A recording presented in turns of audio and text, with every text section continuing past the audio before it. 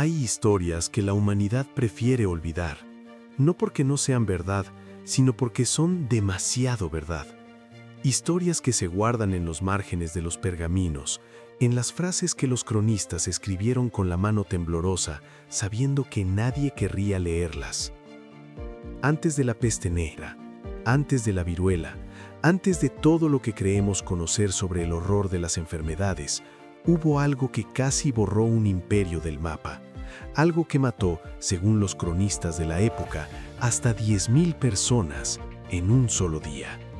Un solo día.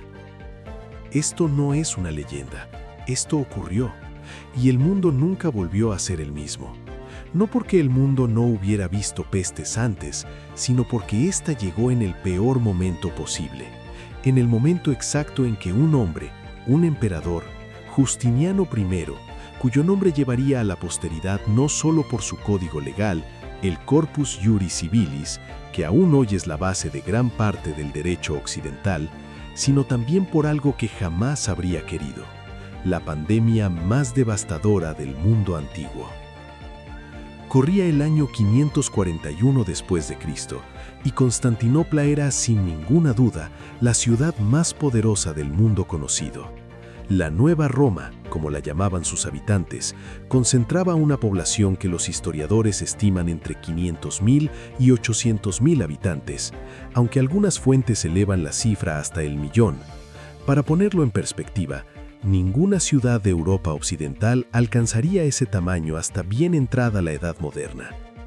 Mercaderes de Egipto, Siria, Persia, especias, seda, oro, el puerto más activo del Mediterráneo oriental.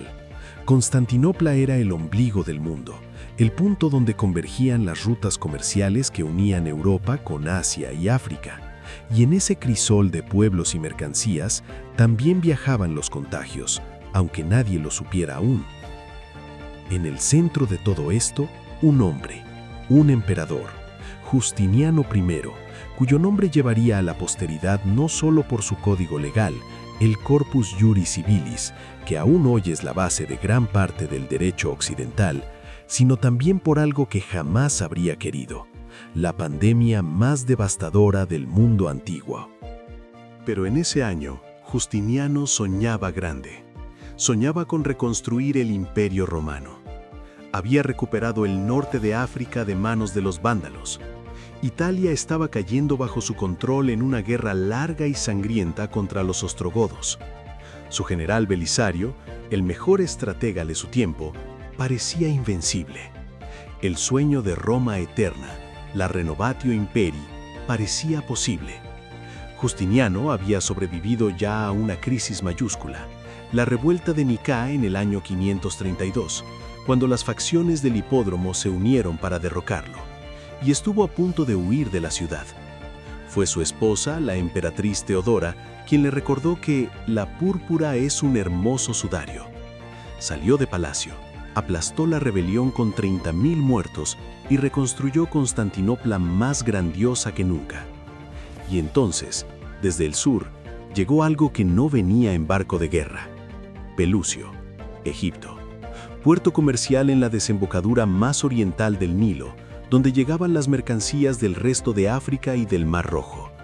Según las fuentes de la época, la epidemia provenía de la región de Etiopía, o Aetiopea, como la llamaban los cronistas. Los primeros en morir son estibadores, luego comerciantes, luego sus familias. Nadie sabe todavía lo que viene. Los médicos de la época no tienen nombre para lo que ven. No tienen microscopios, no tienen teoría microbiana, no tienen nada que se parezca a lo que nosotros consideramos medicina. El agente causante, aunque nadie en ese siglo podía saberlo, es la bacteria Yersinia pestis, la misma que 800 años después volverá a Europa con otro nombre, la muerte negra. Pero antes de eso, en el siglo VI, inició su primera gran expansión documentada, y lo hizo viajando por las rutas del grano del Imperio Romano de Oriente, barco por barco, puerto por puerto, ciudad por ciudad. Los roedores que infestaban las bodegas, las pulgas que saltaban de las ratas a los humanos, la bacteria que colonizaba los ganglios linfáticos y los convertía en bubones negros. En cuestión de meses, siguiendo las rutas comerciales marítimas y terrestres, la enfermedad llegó a Constantinopla. Es importante señalar que los años inmediatamente anteriores a la pandemia, entre 535 y 536, fueron testigos de un fenómeno climático global extraordinario. Fuentes como Procopio de Cesarea describen un sol apagado, sin luz, que provocó terror en la población.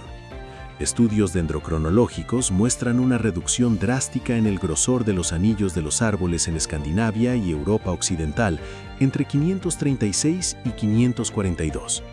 Este cambio climático, probablemente causado por una gran erupción volcánica, afectó las cosechas, debilitó a las poblaciones y facilitó la expansión de los vectores de la enfermedad. En la primavera del año 542, la plaga llegó a la capital, y Constantinopla, la ciudad que nunca dormía, comenzó a morir. Imagina ser ese hombre, un ciudadano ordinario de Constantinopla. Te llamas algo que el tiempo no recordó. Tienes un puesto en el ágora, quizás. Vendes telas o aceitunas o vasijas de barro. Vives en una ciudad de 500,000 de almas, donde el contacto humano es inevitable, donde el agua se comparte, donde el aire de los barrios pobres es espeso y húmedo. Una mañana, tu vecino no abre su tienda. Pasan 2 días, 3. Mandas a tu hijo a preguntar. Tu hijo no vuelve con una respuesta. Vuelve con miedo en los ojos, y entonces lo ves tú mismo. La puerta entreabierta, el olor, un cuerpo en el suelo. 1, luego 2, luego 20, y pronto dejas de contar. El historiador Procopio de Cesarea, que vivió en Constantinopla durante el brote y es nuestra fuente más directa sobre estos hechos, escribió algo que eriza la piel incluso hoy. Fue testigo presencial, y aunque se inspiró en el relato de Tucídides sobre la peste de Atenas, su descripción tiene la crudeza de quien está viendo cómo su mundo se desmorona. En aquellos días, quedaron arrumbados todos los ritos funerarios. Los difuntos no eran llevados a enterrar con su cortejo, como de costumbre. En esos días parecía que no era fácil ver a nadie por los lugares públicos, sino que todos los que estaban sanos permanecían en sus casas, cuidando a los enfermos o llorando a los muertos. Cesaron todas las actividades, y los artesanos abandonaron todas sus ocupaciones y los demás trabajos que cada cual tenía entre manos. Procopio describió cómo los muertos comenzaron a acumularse en las calles porque no había suficientes vivos para enterrarlos, cómo las torres defensivas de la ciudad fueron abiertas y llenadas de cadáveres apilados, cómo el hedor era tan insoportable que los ciudadanos caminaban con hierbas aromáticas en la nariz. ¿Te suena familiar? Caminar por la calle con algo cubriéndote la cara para no respirar el aire, evitar a extraños, no saber si el de al lado es un portador, el miedo a tocar una moneda, a saludar con un abrazo, a compartir una comida. La distancia entre ese hombre y tú es de 15 siglos. No es tanta. En su punto más alto, según Procopio, la plaga mataba entre 5,000 y 10,000 personas al día solo en Constantinopla. Algunas fuentes hablan de más de 12,000 en los peores momentos. Para que nos hagamos una idea, estamos hablando de que, en el plazo de unos pocos meses, la ciudad perdió entre el 25 y el 40% de su población. El comercio se detuvo, no de golpe, sino como un corazón que falla poco a poco. Primero escaseó el grano, luego el aceite. Los mercados que nunca habían cerrado, cerraron. La Vía Mese, la gran avenida de 25 metros de ancho que era el pulso de Constantinopla, se convirtió en un escenario espectral, desierta, con las tiendas cerradas y plagada de cadáveres que se pudrían bajo el sol estival. Las autoridades intentaron responder. Justiniano designó a un funcionario llamado Teodoro para coordinar los entierros masivos, pero no era suficiente. Nunca era suficiente.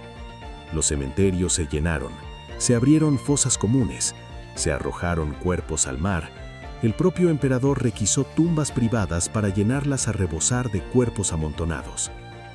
Juan de Éfeso, otro historiador que vivió la catástrofe, describió cómo la enfermedad provocaba no solo la muerte física, sino una suerte de locura colectiva. En su ciudad natal, Amida, en Siria, los habitantes cruzaban las calles cacareando como gallinas o ladrando como perros. Los niños merodeaban entre las tumbas, gritándose y mordiéndose unos a otros, profiriendo gemidos que sonaban como trompetas. Y entonces ocurrió algo que los historiadores modernos consideran particularmente revelador de la psicología humana en tiempos de catástrofe. Las diferencias de clase desaparecieron en la muerte. Ricos y pobres, senadores y esclavos yacían juntos en las mismas fosas. La plaga no leía títulos de propiedad. El propio Justiniano enfermó, el hombre que quería reconstruir Roma, el legislador más ambicioso de la historia tardoantigua, el que había ordenado construir la Basílica de Santa Sofía, que aún hoy se levanta en Estambul, cayó con fiebre y los síntomas inconfundibles de la plaga, los bubones, el delirio, la posibilidad de la muerte. Sobrevivió. Nadie sabe exactamente por qué. Quizás fue diagnosticado de forma errónea por sus médicos de corte, ansiosos de dar buenas noticias. Quizás tuvo una variante menos letal. Quizás simplemente tuvo suerte. Pero mientras Justiniano convalecía, su sueño comenzaba a desmoronarse. En aquella situación de vacío de poder, su esposa, la emperatriz Teodora, actuó con la misma determinación que había mostrado durante la revuelta de Nicá. Acusó a los generales Buses y al gran Belisario, el hombre que había derrotado a los vándalos en África y a los ostrogodos en Italia, de conspirar para hacerse con el trono. Cuando Justiniano se recuperó, según las creencias de la época, por un milagro, ambos perdieron sus cargos oficiales. Las campañas militares en Italia se pausaron, los recursos se agotaban, el ejército diezmado, los generales sin reemplazos, el oro del tesoro consumido en fosas comunes y en medidas de emergencia. La historia del mundo estaba siendo reescrita, no por espadas, sino por una bacteria invisible que ni siquiera tenía nombre. En marzo de 542, en medio de lo que él mismo describió como la presencia envolvente de la muerte que se había extendido a todas las regiones, Justiniano promulgó una ley para apuntalar el sector bancario del imperio. En otra ley del año 544, intentó imponer controles de precios y salarios, porque los trabajadores, cada vez más escasos, intentaban aprovecharse de la situación. El emperador, en un tono que mezcla la frustración con la sorpresa, lamentaba: el castigo enviado por la bondad de Dios debería haber hecho a los trabajadores mejores personas, pero en cambio se han vuelto avaros. Los historiadores llevan siglos debatiendo una pregunta fascinante y perturbadora. ¿Cambió la plaga de Justiniano el curso de la historia occidental? ¿O fue simplemente un desastre más, un episodio trágico pero sin consecuencias duraderas? La teoría más audaz, sostenida por historiadores como Peter Saris de la Universidad de Cambridge, sostiene que sí, radicalmente. La plaga no fue un evento de un año. Volvió en oleadas generacionales durante casi 2 siglos, hasta aproximadamente el año 750. Entre el 541 y el 750 se identifican al menos 20 epidemias recurrentes de peste bubónica en la cuenca del Mediterráneo y Oriente Medio. El sueño de Justiniano de reunificar el Imperio Romano nunca se completó. Con las arcas vaciadas, el ejército debilitado y la población reducida en un porcentaje que algunos historiadores estiman entre el 25% y el 50% en las regiones más afectadas, el Imperio de Oriente nunca recuperó el control total de Occidente. Italia cayó parcialmente en manos de los lombardos. El norte de África se volvió inestable.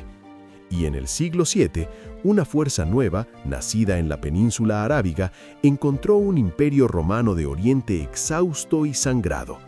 El Islam naciente no conquistó un gigante en su apogeo, sino a una civilización que llevaba décadas recuperándose de algo que ningún ejército podría haber infligido.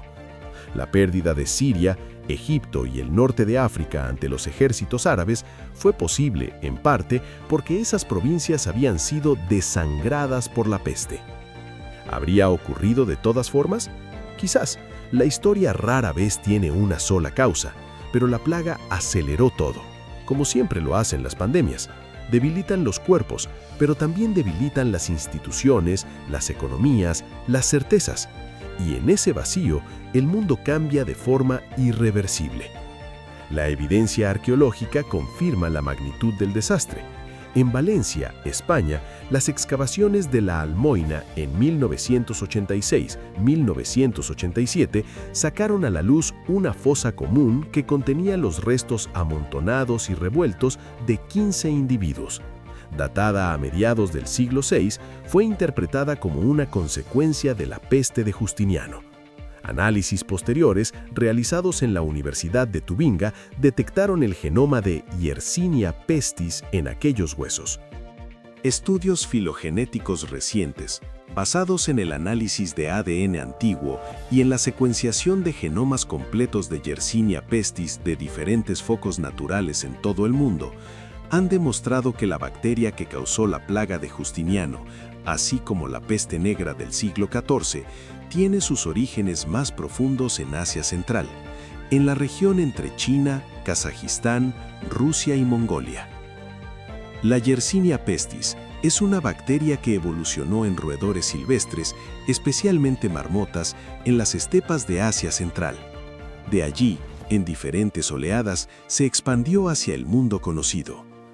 Un estudio publicado en Nature en 2022 demostró que la cepa que originó la peste negra del siglo XIV procedía del valle de Chu, en el norte de Kirguistán, y esa cepa era descendiente directa de la que había circulado siglos antes. La plaga de Justiniano, por lo tanto, no fue un evento aislado. Fue la primera manifestación documentada de un patógeno que viajó desde Asia Central hasta el Mediterráneo siguiendo las rutas comerciales. Primero por tierra, a través de las rutas de la seda, y luego por mar, desde los puertos del Mar Rojo y el Golfo Pérsico hasta Egipto, y desde allí a todo el imperio. La genética nos ha permitido reconstruir no solo la evolución de la bacteria, sino sus rutas de propagación. Sabemos que solo 3 clones de Yersinia pestis salieron de Asia Central y se expandieron por el mundo. Uno de ellos dio lugar a la plaga de Justiniano. Y ese mismo linaje sobrevivió en focos naturales durante siglos para reaparecer en la peste negra. Hay algo que los archivos no dicen con palabras, pero que se intuye entre líneas. El miedo. El mismo miedo que conocemos, el que hace que no saludes a alguien con quien antes te abrazabas, el que te hace mirar las manos de los demás, el que convierte lo cotidiano, ir al mercado, subir a un barco, tocar una moneda, en un acto cargado de incertidumbre. Los ciudadanos de Constantinopla también vivieron en esa suspensión, también esperaron, también hicieron rituales para protegerse que la razón no justificaba, pero que el miedo exigía. Procopio observó que muchos recurrían a la oniromancia, la interpretación de los sueños y a magos que preparaban ungüentos con polvos procedentes de los sepulcros de los santos. Se dijo que el historiador y obispo Gregorio de Tours curó a un muchacho haciéndole beber agua en la que había mezclado cenizas extraídas de la tumba de San Julián mártir. La fe, la superstición y la desesperación se mezclaban en un intento de encontrar sentido a lo que no tenía ninguno. También buscaron culpables, también creyeron en teorías que les daban la ilusión de control. También rezaron, también guardaron silencio. 15 siglos nos separan de ellos, pero cuando lees a Procopio describiendo las calles vacías de la ciudad más viva del mundo, es difícil no pensar que la naturaleza de la crisis humana no ha cambiado tanto. Lo que cambia es nuestra capacidad de responder, nuestra ciencia, nuestras herramientas, nuestra memoria. Y para usar esa memoria hay que conocerla. La plaga de Justiniano mató, según las estimaciones tradicionales, entre 25 y 50 millones de personas en todo el mundo conocido. En un mundo de apenas 200 millones de habitantes, eso no es una estadística.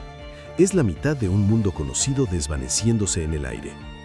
Aunque los historiadores modernos debaten hoy si las cifras fueron tan extremas o si la narrativa de la época exageró el horror, el consenso científico es indiscutible. El impacto demográfico fue un golpe seco del que el Mediterráneo tardó siglos en recuperarse. No fue solo una crisis sanitaria, fue el fin de una era. Y sin embargo, el mundo siguió. Constantinopla siguió. La humanidad siguió. No porque fuera invencible, sino porque la resistencia, lenta, dolorosa, costosa, es lo que hace la historia. La ciudad que perdió a una cuarta parte de sus habitantes en un año volvió a levantarse. Sus mercados volvieron a abrir. Sus barcos volvieron a zarpar. Justiniano murió en 565, habiendo sobrevivido a la plaga, pero no a su sueño. Roma no fue reconstruida, pero sus leyes, su arquitectura, su código, perduran. Santa Sofía sigue en pie. El Corpus Juris Civilis sigue siendo estudiado en las facultades de Derecho, y en algún lugar de nuestra memoria colectiva también pervive ese miedo primigenio. El de la mañana de 2020 en que abriste la ventana y la ciudad estaba demasiado quieta, y te preguntaste qué vendría después.